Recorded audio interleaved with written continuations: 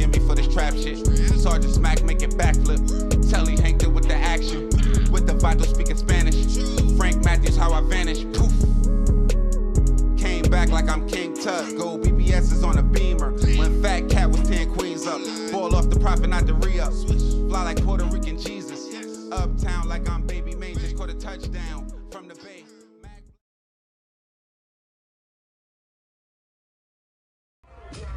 3, 4, 5, 6, 7. Oh my God! How many bottles? I need a calculator. I need a calculator. OG1's in the building. OG1 is in the building. One more. You said family. Oh my God!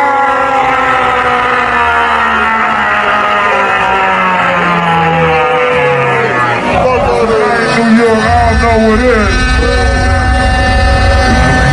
OG1, happy birthday, baby. Post down the building, Jay-Z in the building, you ready? Allow me to reintroduce myself. Just 5 years prior, he was the subject of whispered legend. A night rumored to be one of the most expensive Uptown has ever seen would start at Zuma's with a $13,000 dinner, then picking up another $9,000 tab at Made in Mexico, and it would be ended at the Playroom NYC, where OG Juan would drop nearly $92,000 worth of champagne on the crowd.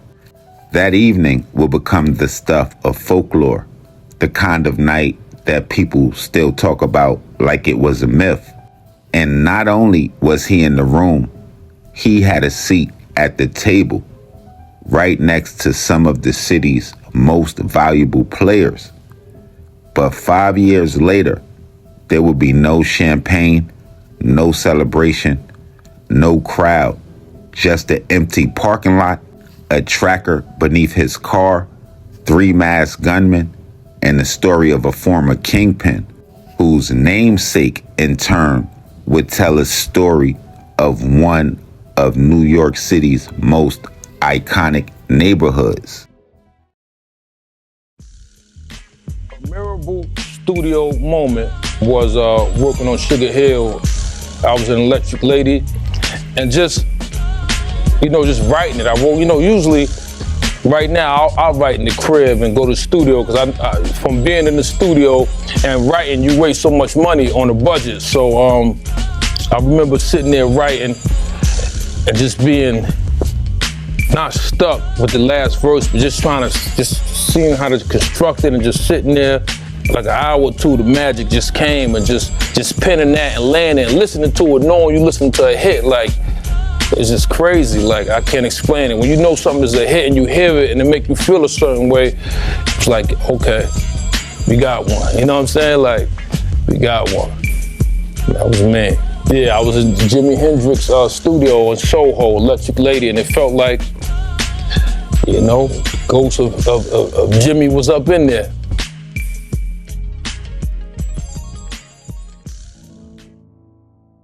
In the early 20th century, Sugar Hill was more than a neighborhood. It was a crown jewel of black excellence in Harlem, perched high above the city like a fortress of hope. They called it sweet for a reason. The streets carried the rhythm of jazz and the hum of ambition. During the Harlem Renaissance, it would become a sanctuary for some of the most powerful black minds in American history. Legends like Langston Hughes, Thurgood Marshall, W.E.B. Du Bois, and Duke Ellington walked these very blocks, leaving footprints in stone. With its grand brownstones and cultural glow, Sugar Hill was more than real estate. It was a serious message to the rest of the world, a declaration that Black America could not only survive, but thrive, boldly, proudly, and without apology. But no crown stays clean forever. And by the mid-20th century, Cracks surrounding the symbolic neighborhood would begin to show.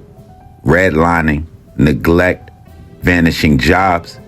It would start slowly in the late 1950s, and by the 1970s and 80s, Sugar Hill and almost the entire Harlem was unraveling, and heroin was there to numb the pain. But it was crack cocaine that would rewrite the rules. Fast money would flow like never before. Hallways that were once filled with music would become corridors of commerce. Drug dealers would replace doormen, and bricks were no longer laid in walls, but weighed on triple beam scales. The same very blocks that would once echo brilliance would be now driven by survival, and for some, domination. And as Harlem faded, the stars of yesteryear would quietly slip away, leaving behind a kingdom in ruins. And from those ashes, a new kind of star would begin to rise. We're walking into Sugar Hill. Okay, this is Sugar Hill. All right. It's Harlem, and all this spot is called Sugar Hill. So you're gonna see my friend hanging around.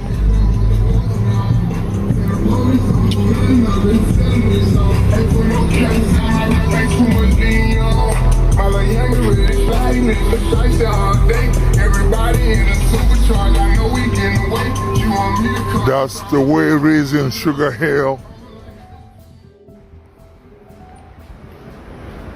What's up, my man? It's okay? You alright, my man? Did I know you? You Milagro son? You not Milagro son? Okay, take it easy.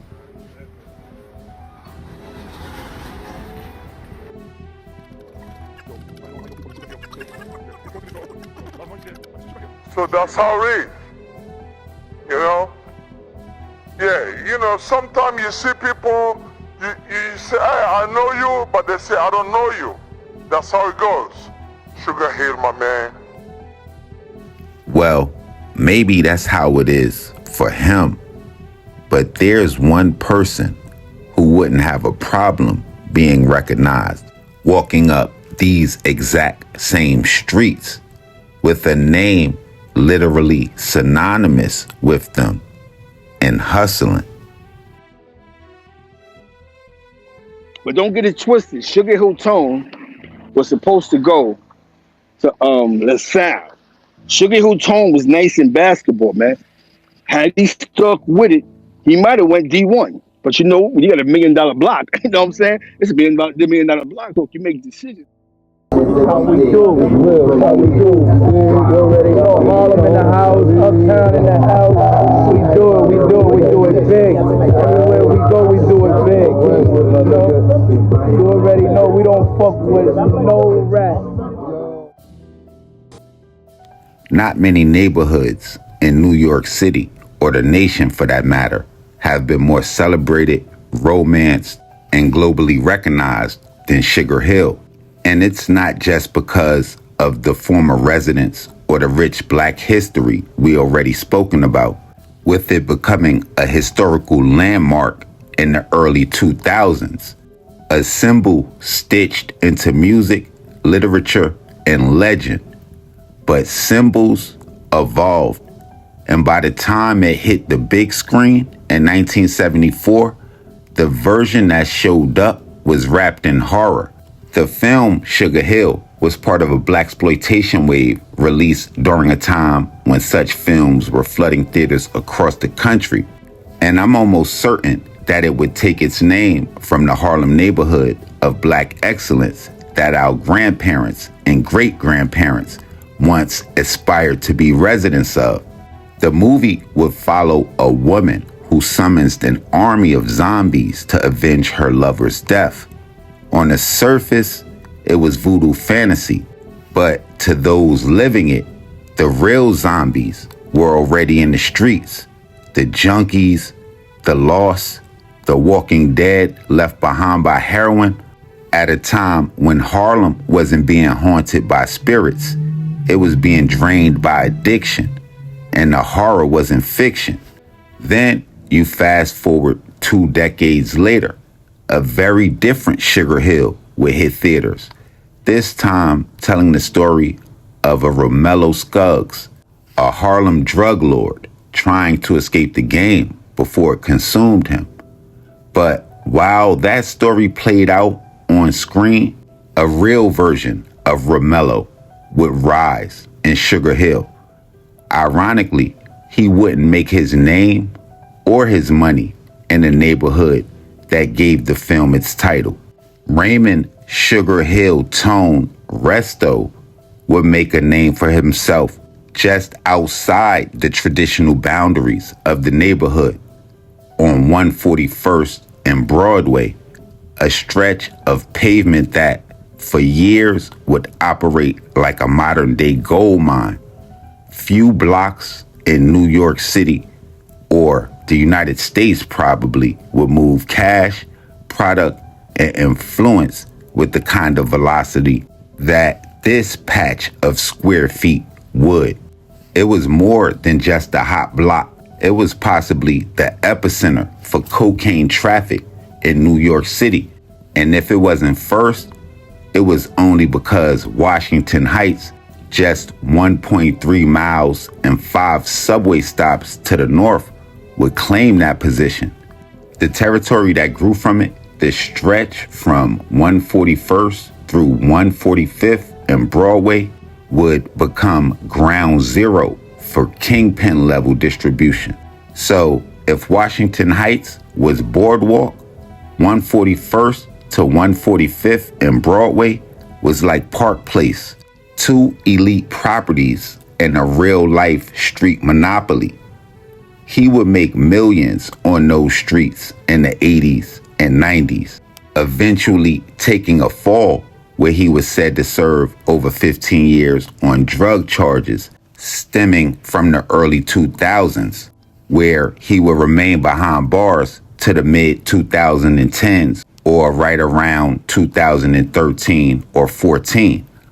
But freedom wouldn't last long, and just 6 years from his release in 2019, he would be federally indicted for conspiracy to distribute cocaine, heroin, and fentanyl.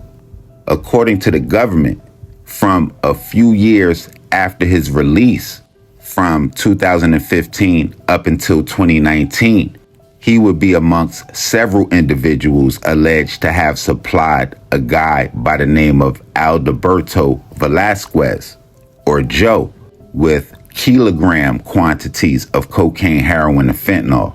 Charges that sound like he would have most likely ended up with a life sentence, but somehow he would end up back on the streets, just as the aftermath of the COVID-19 pandemic would sweep the nation. But we all know the world famous saying, true players never leave the game. And just as the city began reopening with businesses coming back to life, Tone and his wife will find themselves in a half-empty Target parking lot just moments before the store was set to close. Shooting in the parking lot of a Target in the Bronx, and now one man is dead. CBS News' Nia Maldonado joins us live from Throgs Neck with the details on this. Nia. Well, Mary and Cindy, we just learned a short time ago that man died after he was rushed to Jacoby Medical Center. And now police this morning are looking for the suspect in this shooting, a man they say that took off from this area in a blue BMW last night. Now, the shooting took place here at the Target in the Throgs Neck Shopping Center, and it was still open, actually, when this took place. In fact, video shows a number of employees inside the store shortly after the shooting, which happened at 11:55 p.m. There was a big NYPD response. Investigators were seen gathering evidence throughout the shopping center parking lot. Now, police say around 11:55 p.m., a 49-year-old man was shot multiple times here at the Throgs Neck Shopping Center along Hutchinson River Parkway, adding it appears the shooting took place near the rear section of this parking lot near the Target, which again closes at midnight on Sundays. The victim was taken to Jacoby Medical Center where he was pronounced dead. And once again, according to police, they are still searching for the suspect in this shooting, a man who took off from the area in a blue BMW. And this morning, police tape still up in front of this Target, and there's at least one NYPD crime scene unit vehicle still out here as well. So still a very active investigation. We're live this morning from the Bronx. Zinnia Maldonado, CBS 2 News. Zinnia, thank you. Now, one would have to ask themselves, how exactly does somebody go from rubbing elbows with millionaires to less than 5 years later being assassinated in a heavily surveilled Target parking lot?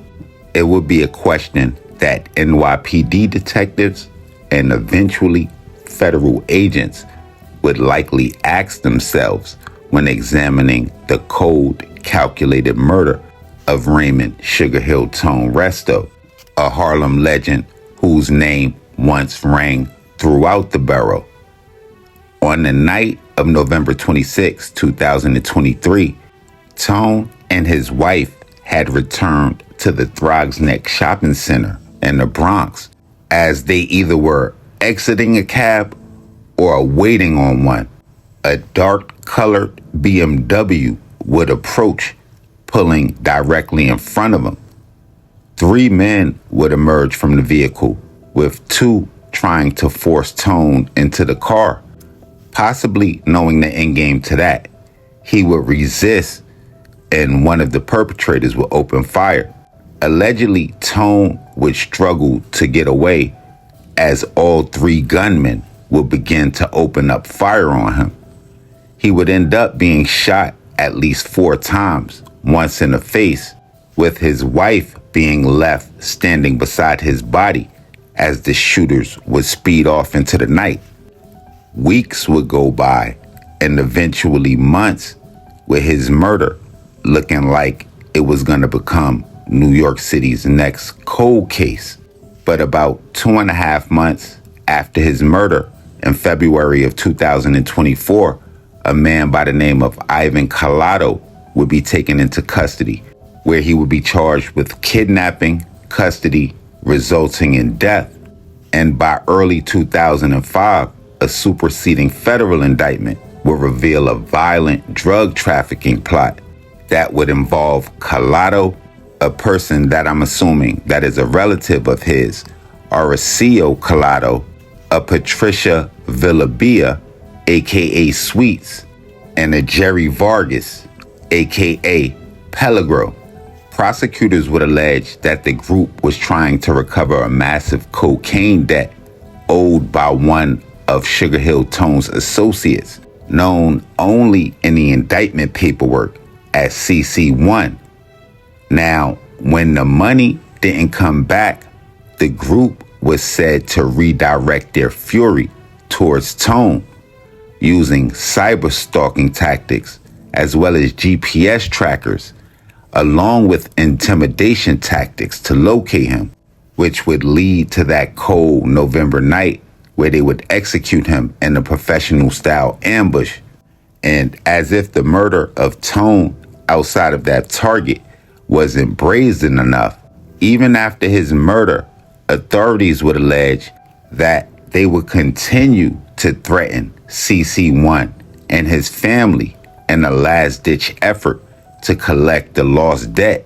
The indictment and federal case paints a chilling picture of how an unpaid drug debt can evolve into a death sentence, and how even a man like Sugar Hill Tone, who would once rule $1 million block and seem to have millionaire friends could still end up executed in the streets for somebody else's bill.